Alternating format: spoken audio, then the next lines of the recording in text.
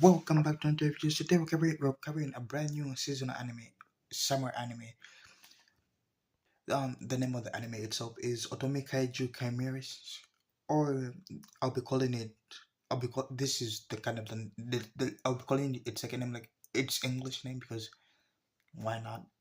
I think calling it Otome Kaiju all the time, it's a bit pretentious, because I don't want to be pretentious, you know. So that I'll be calling it Kaiju. No, I don't know. Otome Kaiju. Wait, at first when I saw the name, I thought I wouldn't be able to say it properly, but now that I'm saying it over and over again, Otome Kaiju kind of sounds goes better. Okay, I switched my mind. I'll be calling it Otome Kaiju from now on. I wanted to call it Kaiju Girl, but like it doesn't have that nice ring as Otome Kaiju itself. Turns out I am very pretentious. Anyway, as one of the biggest isekai and romance fan that you will ever meet, like I'm top 10, like I don't know, like I think I rate myself pretty high of someone who enjoys romance and isekai. Like I kind of made it my mission to like check out as many new entries as this season as it has to over. I'm probably not gonna make like reviews on every anime that's coming out this season. It's hella impossible. So I'm picking those that it's okay. The ranking is like this. I watch it and then I think is that good enough to actually no, it's not even about being good. It's just I watch it and I like it enough to like actually talk about it and make reviews. And then there's like those like sit down and watch anime where like I kind of watch it but I'm not planning on making reviews or just like enjoy it for the vibes and whatnot. This is like I enjoyed it to the point where like I really want to talk about it on a weekly basis. So let's get into the story itself. This story kind of follows Corey, quite unpopular girl with like a mysterious condition that kind of causes her to transform into like a massive fire-breathing kaiju whenever her romantic feeling becomes true. No, I wouldn't say romantic feelings because we so kind of saw it in the anime where she kind of like any emotions, she kind of has to be stoic all the time because whenever she's nervous, too happy, too scared, she kind of transforms into a kaiju form. So like I don't know what's happening there. And before I continue, there's something I really want to clarify. This is not a Godzilla. Definitely not a Godzilla. Like they really wanted to make it clear that this is not a Godzilla. Like this is entirely like a different species of animals with no legal resemblance to any existence intellectual properties. And the reason I'm saying this because I the the owners, I don't know, I think Warner Bros kind of owns Godzilla, so like they kind of copyright strike Japanese movies when they use the name Godzilla. So like you kind of had to like make sure like you tell them that it's not Godzilla, which I find hilarious because this it looks like Godzilla, but like it's not Godzilla because it's a kaiju. So like it's clear, but like I don't know, maybe they don't tell an appearance. I don't know who even came up with the name Godzilla. Anyway, I'm getting off track. Now, when I first heard of this anime, I was like, this is how like you read a hook. Like, the premise alone kind of raises three immediate questions. Even while I was watching the anime, like, how is the romance going to work in this show? Like, where does she turn into a kaiju? We really don't know. And the third question that I had is, why is she so damn cute? Like she is unreasonably really cute. Like I just really love her character design. Like this is the type of cuteness that historically has caused problems for like entire civilizations because people have started conflicts over less. And it's not. I'm not even joking. In 1857, a territory dispute between the United States and the Great Britain of San is here near the present day Washington. Blah blah blah. Anyway, main reason this was back when an American farmer shot and killed a British owned pig. This was like which was written its own like it was written the potato patch. So basically there was a whole war which kind of started because of one pig. So like people have started war for less, and I will be one of those person. Like if I ever hear anything bad about like Korra, I will start a war. Like I would nuke everyone. Like I don't know, like I just fell in love with the character design, like everything about her. Like she she kind of how she gives off like chewy more vibe, but like she has that goth aesthetic. So like you kind of like you get that goth vibe, but like that more aesthetic as well. Like it's two in one package. Like there's nothing to hate about her. What am I talking so first? I don't know. I drink a bunch of energy drinks before doing anything, but like I'm just saying she she is the perfect girl. She is everything that you'd want in an anime girl and the romance. Anyway, I have read about a lot about Korra, but like let's get into the episode itself. The episode kind of opens up by introducing Kuro properly. Like she's 16. I won't just say she's a 16-year-old girl, but like she is 16. Anyway, she kind of keeps everyone almost at arm's length and has like spent like years building up a wall around herself. And the reason she kind of keeps everyone at arm's length is because she's been living with this condition since I think childhood. Yeah, she's been living with this condition since childhood. Like parts of her body is kind of like transform, and whenever like her emotions become too intense, like in this video, you can see her hands were turning into like kaiju hands. Her back was growing kaiju spikes, not Godzilla spike. I want to reiterate that this is not a kaiju. This is not a Godzilla. This is kaiju. Due to copyright reasons, I don't want to get involved with one of those. No, I would say I'm too small to even get involved. I'm not even in the radar. Anyway, she got Godzilla hands. Freak you. Anyway, she's kind of like convinced that anyone who discovers the truth would like never accept her. And in a way she I'm not saying she's right, but it's like if someone just pops up with this like for me I would accept them immediately because I'm crazy like that. For like an average person, oh no. She is a cute moe goth girl who turns into a kaiju. But I don't know. To be honest, I don't even know what she's reading about because I would choose her in her heartbeat. In in a heartbeat, yeah, I would choose her in a heartbeat. Like that's what I'm saying. Calm down, just calm down. Anyway, she's kind of convinced that no one would love her because of a childhood memory of where she kind of confessed to her crush. She confessed to her crush, but like her emotions were. I think that was the first time she actually turned into a kaiju. She confessed to her crush, and then her hands turned into like kaiju hands. The guy kind of, I wouldn't say bitched out, but like the guy kind of screamed and cried like a kid because he was a kid. Anyway, he cried, and that kind of hurt her feelings. She has really low self esteem right now about like her kaiju form.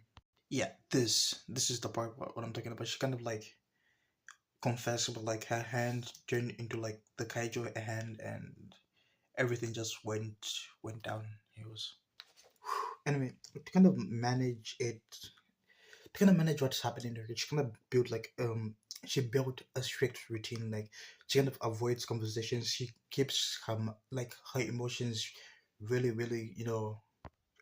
and by really I mean really controlled. Like she listens to heavy metal music whenever her feelings kind of get overwhelmed.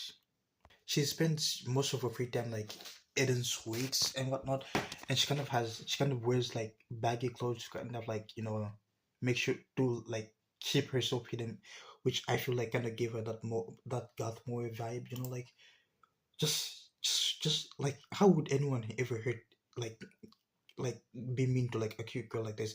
I really don't understand anyone. Like it's just like when I was watching the episode and like those girls who are being mean to her, I'll talk about it in a later conversation.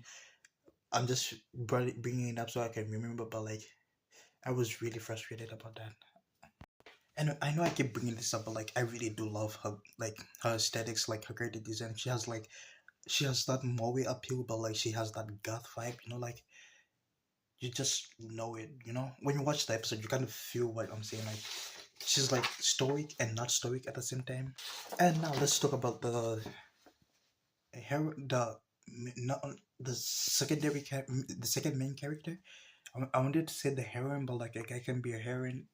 I don't know if they can be or cannot, but like he's the love interest. He's love interest. Oh man is Minami. he is the popular boy of the class who apparently missed like the part where like everyone kind of like agreed. Like I don't even know why people hate like hate on Kuro. Like I in the episode it kind of says that there's some bad rumors about her, but like when I look at her, I just see a goth lolly. Not a lie. I, when I see Kuro, like I don't know, some people are just weird like that. Anyway, Kuro was kind of like really suspicious, like because Minami was like paying really, I wouldn't say paying attention, but like he was being overly friendly. Like nobody treats her normally. So like actually someone actually treating her normally was really suspicious to her. It was like the most sus thing that has ever happened to her. Like in her mind, there has to be like a hidden motive somewhere. Like she starts looking for it and she can't find it because he is just that guy. He has no backbone in him. And I'm not saying this I stare to like make fun of him. I really think he doesn't have any backbone to him. Like I I I like Minami no matter how much I'll make fun of him in the coming episodes because he is such a pretty boy, like the roles are reversed because in most romance I watch it's like the unpopular guy tends and kind of gets with the popular girl, but like now it's switched. It's the unpopular girl with the popular guy, which I kind of have an appeal. Like it's which I also enjoy. I love the premise very much. Not the premise of the popular guy and the popular girl, the kaiju premise. I still the kaiju premise is still one of my favorite part of like the entire anime. Anyway, here's some of like Kuro's drawings. She kind of draws and um she doesn't add any color. I thought she was colorblind, but she is not colorblind. She just likes the color gray, I think. And this I think this is one of my favorite scenes of the entire episode itself. Like Minami invites Goro out for like pancakes. She assumes it's a trick. She always assumes everything's a trick. But she kind of goes anyway because it's pancakes, like who hates on pancakes? Like who I don't know. I don't know anyone who hates pancakes. Like it's just pancakes. Anyway, while eating her pancakes because it's pancakes. And while eating her pancakes, she kind of realizes that Minami isn't like a shallow, popular guy that she actually imagined. He kind of like he genuinely has insecurities about himself. Like it turns out he was a fat kid. I won't make fun of him because I'm I'm not anyway. I'm talking about his insecurities. He kind of he I think in middle school he was like a fat kid, but like he lost a crap ton of weight. Now he kind of like he's the supermodel we know right now, and his insecurity is that he doesn't like in the pancake in the cafe right now when Kuro is eating pancakes, he doesn't eat any because he's scared that if he gains weight, then the friends he's made right now will actually disappear because he feels like every one of the people, every person he's been friends with is only after the like this version of himself. Like even though he is popular by default, he has his own insecurities. Who kind of realizes that even though she thought he was on a different plane as him, they're just basically like the same person, and that's how I thought. Like everyone is the same. It's just how you approach with life. That's how different it is. And before I continue on with the review, I really want to say Kuro eating scene highlight of the episode. There is no like just seeing Kuro is like the best part of an episode for me. I enjoy seeing Kuro more than anything in the world. I really want to get like a picture of Kuro. Yeah, I'll probably get like a poster. I think there probably is a poster. I'll probably go get like the manga version, like the physical copy of um yeah, Otoma Kaiju. I'll probably get like a physical manga because I really want to have like if it. I just really want to have something, for Korra's sake. And then after the pancakes, we kind of have like a date where we kind of like I wouldn't say go shopping. We just went around looking at. We looked. I didn't say we probably passed some clothes, but we looked at some clothes, looked at some art. I doubt Kuro knows anything about art. We also saw like I think this is her favorite band. I really want to listen to like I don't know. Like I'm not really into heavy metal, but like I think I would enjoy them. Like aesthetics wise, I probably would listen to them just because of like how they dress. I think they look freaking cool. Like this cool guy, this cute girl, this the Moe appeal. Like yeah, this is what I mean. Like the goth Moe appeal. Like she has gothic clothing, but like she kind of does. She has that Moe appeal to it. You know. Anyway, we kind of see just see them every one of them vibing. We also get this choral scene. Wow, we get this cute scene. The every scene of Kuro is the best scene. Every scene is like a highlight for me. I enjoy every scene.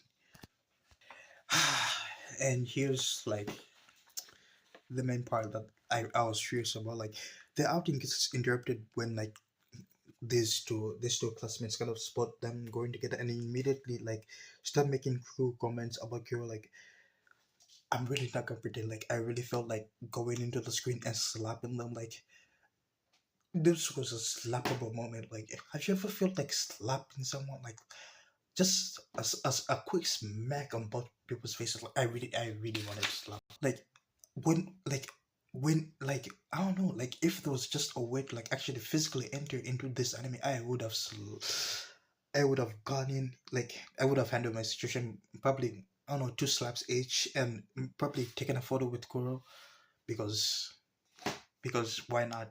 If I'm in an anime, if I was in Kuro, yeah, I'll probably take a photo with Kuro. And what I'm saying is, I'll slap them, get a photo with Kuro, probably an autograph as well.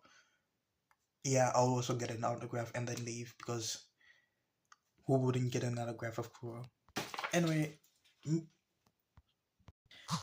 Minami kind of ignores them and takes Kuro's hand and walks away from the crowd. And like, I made the same expression as Kuro. Like, I don't know. I just started gushing because I didn't expect him to like actually do that. I thought he would like speak up for Kuro, but like he actually took her hand and they were walking away. And like and I also knew that this is too much for her system. Like Kuro could not actually handle the system. If you can even look closely, like her hand is like turning into the kaiju hand. So like this was beyond anything. Like her heart was racing. Like she was embarrassed and happy and kind of terrified all at once. Like her hands kind of like I showed you, her hands kind of began transforming. Like she kind of like she like she wants to run and stay at the same time. But as all things go, she kind of like panics and runs away because she doesn't want him to like see her turn into a kaiju because, like I said, her insecurity is like people who hate her, hate her because she is a kaiju, which it's a dumb reason because I would never kill Kuro. I would live for Kuro. Like she is, I know she's the Kinosaki of this season. I'll switch it. I'll switch it. This it'll be Kuro week. Yeah, for summer it's Kuro week. Like each season there's a best girl. Last season was Kinosaki. I think this season is Kuro. Okay. It's probably Kuro and Karina from 100 Girlfriends. Those two are the best girls. Nothing less, nothing more. And one other thing, I did like the CGI was, I don't know, for romance anime the CGI was really good. I enjoyed like everything about it. Like the color grading was good. I love the vibrant lighting that they do in the animation. I don't I really I want to take like videos of the animation, but like my first video which I made kind of like was not taken down. It was blocked, so I don't want to take more risk and chances. Anyway, here's like my final thoughts on like everything, the episode itself. Episode one of I keep forgetting the name. Episode one of Tomei Kaiju is like one of the strongest premieres of like the summer season. It I would say it rivals Heavy Night because like Heavy Night is like a strong premiere because of the animation by Gohan, but like the premise alone kind of carries it. It's a romance anime and it's a kaiju anime at the same time. Like what else do you want in one? Like the premise is like it's fresh. The execution is emotionally grounded. Like I loved everything about it.